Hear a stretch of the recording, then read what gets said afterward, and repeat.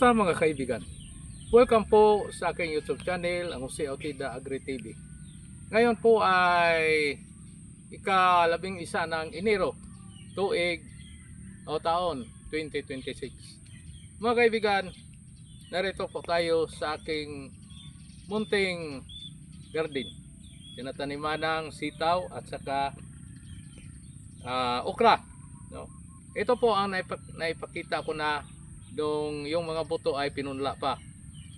So sa nakikita natin mga kaibigan ay maganda ang kanyang katayuan at malaking ambag po ang magandang land preparation o paghahanda ng lupa, no? At saka yung nilagay nating plastic mulching, nakatutulong po ito kasi po umpisa pa lang nung ito ay pinunla natin ay binanata ng maraming ulan. So nakatulong yung magandang drainage system na hindi po masyadong maepektuhan ang mga tanim sa sobrang basa ng lupa. Kasi po yung kalaban ng pananim na gulay ayon pong sobrang basa. So nakatulong ang paglagay natin ng plastic mulching. At saka yung inilagay natin na organic fertilizer na dumi ng manok, nakatutulong po ito, no?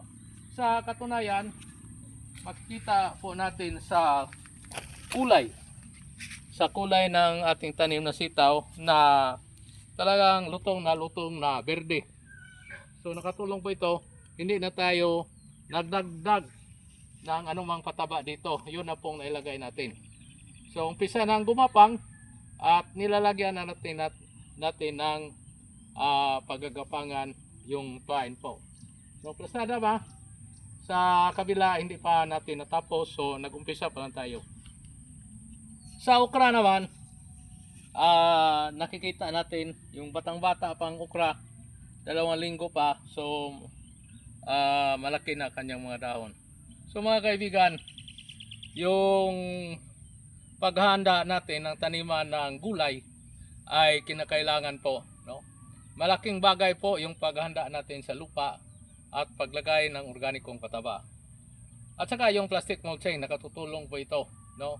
Ito na ang inirekomenda kong gagayahin ng ating mga tagapanood ng aking YouTube channel, na ito ang gagawin nyo sa lahat na yung pagtatanim. Kung sakali man tag-init, so hindi ito magastos ng tubig. Talagang matipid po ito. Pwedeng pag nakikita natin na nangangailangan ng tubig, o dito lang direct tayong didilig natin dito. Kung mayroon mang kakaunting ulan, hindi madaling matuyo o mahina po ang dehydration kasi po ang lupa ay natatakipan ng plastic at mahina po ang pagkatuyo o yung dehydration. So ang ano lang natin dito ay yung maintenance ng mga insekto, kasi hindi maiwasan na mayroong mga insekto. So pwede tayong mag-spray sa panahon na hindi pa tayo nag-harvest, no? Kukontrolan natin ang mga insekto. Pero panahon nag-harvest tayo, wala na itong isprehan mga kaibigan. Kasi yung pong okra ay araw-araw harvest tayo. Araw-araw kukunin natin yung malaki. So pag walang insekto, hindi po maipektahan ang tubo ng mga bunga. Ito namang sitaw natin, so hindi rin tayo nag-spray panahon na nag-aani na tayo o mayroon ng bunga. So ulitin ko, spray lang tayo ng sunod-sunod tuwing wala pang bunga, no? Pagdating na mayroon ng bunga, nag-harvest na tayo, hayaan na lang natin. Pag mayroong insekto, hayaan lang natin. Kasi kakaunti na lang yung insekto. Kasi inubos na natin. So yung kanyang bunga, yung sitaw natin, every 2 days harvest tayo. Yung okra natin, every day mag-harvest tayo. So tuloy-tuloy ang kita natin. Mga kaibigan, sana po ay yung pag-advocacy natin yung paparamihin yung paghain natin ng mga gulay sa bawat kainan natin, paparamihin natin para kakaunti yung konsumo natin sa bigas, no? At saka malimitahan yung mga sakit na dulot ng mataas na glucose galing po sa bigas, yun pong diabetes, no? Malimitahan po kasi po marami ang gulay. Ito ang okra ay nagagamot ng sakit na diabetes. So ito naman, yung sitaw ay mataas po ang protina.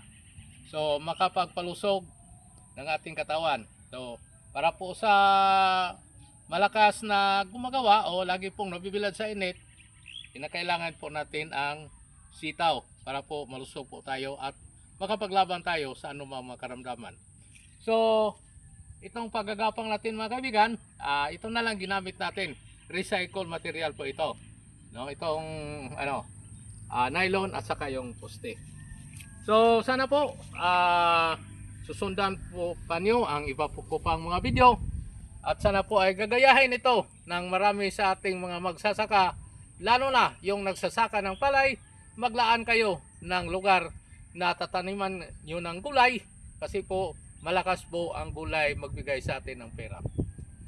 Hanggang dyan po, maraming salamat at huwag niyong kalimutan mag-comment, mag-share at mag-like at pagtiyagaan nyo lang ang mga advertisement sa aking YouTube channel.